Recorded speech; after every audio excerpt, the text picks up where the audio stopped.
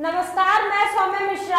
आप देख रहे हैं आर हिंदुस्तान टीवी न्यूज। स्वागत है आप सभी का आज की खास बड़ी खबरों में। लोकसभा चुनाव 2024 तीसरे चरण में आज 11 राज्यों में 93 सीटों पर 7 मई मतदान है। इस चरण में कुल 1331 चुनावी प्रत्याशी मतदान को सुबह 7 से 6 बजे तक, हालांकि कुछ लोकसभा सीट के मतदान 4 बजे तक खत्म हो जाएगा। लोकसभा चुनाव के तीसरे चरण में उत्तर प्रदेश में 10, गुजरात और 25 कर्नाटक की, 14 महाराष्ट्र की और 11 मध्य प्रदेश की, 9 असम की और 4 बिहार की, बिहार में 5 छत्तीसगढ़ की, 7 पश्चिम बंगाल की, 4 नवनिर्वाचित में, दादरा में हवेली में 2 सीटों पर मतदान है। रुक करते हैं अगली खबर का।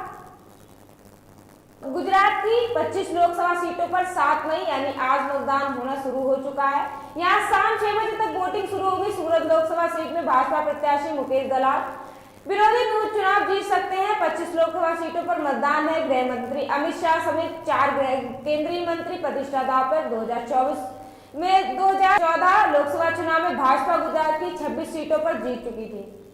बढ़ते हैं अगली खबर की ओर। थाना क्षेत्र अंतर्गत एक ही स्कूल में कोचिंग पढ़ने वाले 10वीं की 3 छात्राएं अपने घर से फरार हो गई। विगत में 3 मई सुबह कोचिंग पढ़ने से घर से निकली थी। सर्जनों द्वारा स्तर पर काफी देर में खोजबीन की गई, मगर रविवार को संध्या तीनों बहनें का पता नहीं चल रहा। घटना संबंध बताया गया कि तीनों छात्राएं आपस में अच्छी दोस्त थी, एक दूसरे को घर आया जाया करती थी, साथ ही विद्यालय में कोचिंग पढ़ने जाती थी। बातें भी सर्जनों के द्वारा की गई। फरार छात्रों में एक माँ की पुष्टि करती हुई तो दूसरी पुत्री किसी और के सहपाठी के साथ प्रेम प्रसंग चल रहा था। बढ़ते हैं अगली खबर की ओर। राजस्थान में भाजपा विधायक बाल मुकुंदाचार्य कांग्रेस पूर्व प्रत्याशी राहुल गांधी की टिप्पणी की। रविवार को जयपुर में मीडिया से बात करते हुए बाल मुकुंदन ने कहा है, राहुल इडली चुनाव में लड़ना चाहते हैं। राहुल के पास इडली से चुनाव लड़ने के लिए अतिरिक्त कोई विकल्प नहीं है। देश के अन्य लोग भी सीट के लिए नहीं बची है। देश में तो राहुल जहां भी जाएंगे वहां बड़ी हार होगी। कांग्रेस और राहुल की स्थिति बहुत खराब है। तीसरे चरण में 11 राज्यों की 93 लोकसभा सीटों में 1331 प्रत्याशी अपनी किस्मत आजमा रहे हैं। इनमें से कई सीटों के दिग्गज खास दांव पर लगे हैं। इसी चरण में 10 केंद्रीय मंत्रियों का प्रतिष्ठा लगी है। वहीं 4 मुख्यमंत्री की अग्नि परीक्षा है। तीसरे चरण में कर्नाटक गुलबर्गा लोकसभा सीट से आज कांग्रेस के मल्लिकार्जुन खड़गे चुनाव लड़ेंगे। उन्होंने 2 पूर्व मुख्यमंत्री वीरशैव योगीनारायण ने कल्याण में सिंह बेटो ने बात की है। फैसला इसी चरण में होगा। उत्तर प्रदेश के पूर्व मुख्यमंत्री मुलायम सिंह यादव की बहू डिंपल यादव अपनी कर्मभूमि मैनपुरी से सियासी रण में है।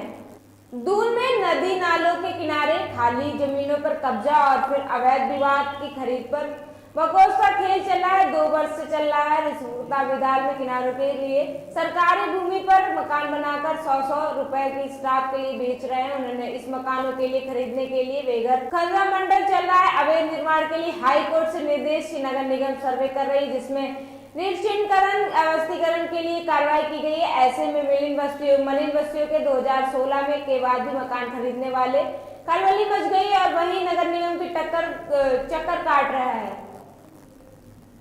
रुक करते हैं अगली खबर का। नालंदा लोकसभा के ऐसे 7वें चरण में चुनाव चल रहे हैं, लेकिन मुख्यमंत्री नीतीश कुमार गृह जिला होने के चलते चुनावी रण में अभी खास बना हुआ है। एक जमाना था कांग्रेस और भारतीय कम्युनिकेशन पार्टी भाजपा गण में एक क्षेत्र में विशेषता ये है, 1996 के लगातार आम चुनाव को लेकर उपचुनाव के नालंदा जनता मुख्यमंत्री नीतीश कुमार को ये सोचा था। नीतीश कुमार इस गढ़ के में उन्हीं से पार्टी उम्मीदवार 8 और आम चुनाव जीतेंगे। ऐसे में यहाँ पर गठबंधन के भाजपा वाले उम्मीदवार संदीप सौरभ की बड़ी अग्नि परीक्षा। इस परीक्षा में इतने अंक ला पाते हैं चुनाव परिणाम, किंतु एडीएम ने उपयोगी कुमार ने जीत के लिए सबका सहारा नीतीश कुमार का नाम है। वर्ष 2004 में नीतीश कुमार भी नालंदा चुने गए।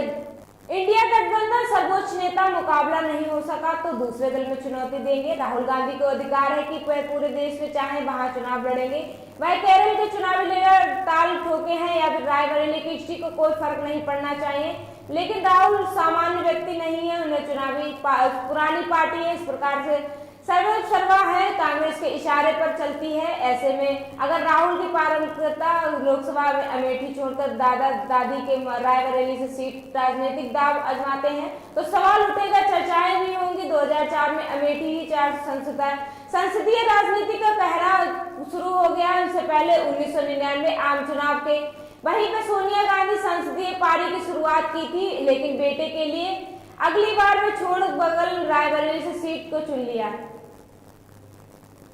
रुक करते हैं अगली खबर का। मुख्यमंत्री योगी आदित्यनाथ ने महाराणा प्रताप की प्रतिमा का अपमान करने वालों को ललकारा। सोमवार को शाहजहांपुर में उन्होंने कहा है कि मैनपुरी की सभाओं में गुंडों की प्रतिभा को चढ़कर अपवित्र किया गया। महाराणा प्रताप का आन बान शान के प्रतीक भला को तोड़कर उन्होंने प्रयास किया गया। अब शब्द कहे अकबर और औरंगजेब के इन औलादों ने किया गया चाहने नया भारत है। राष्ट्र नायकों को अपमाना बर्दाश्त नहीं है। सिपाही गुंडों के लिए बाबा साहब अम्बेडकर की प्रतिमा भी अपवित्र करने का प्रयास कर चुके हैं।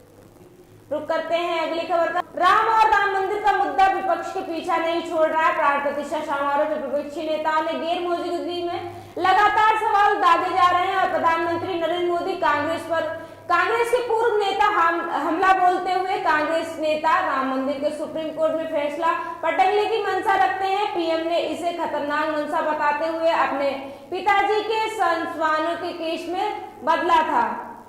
इन खबरों में फिलहाल के लिए इतना ही। बाकी देश दुनिया की तमाम बड़ी खबरें देखने के लिए बने रहिए आर हिंदुस्तान टीवी न्यूज के साथ। तब तक के लिए नमस्कार।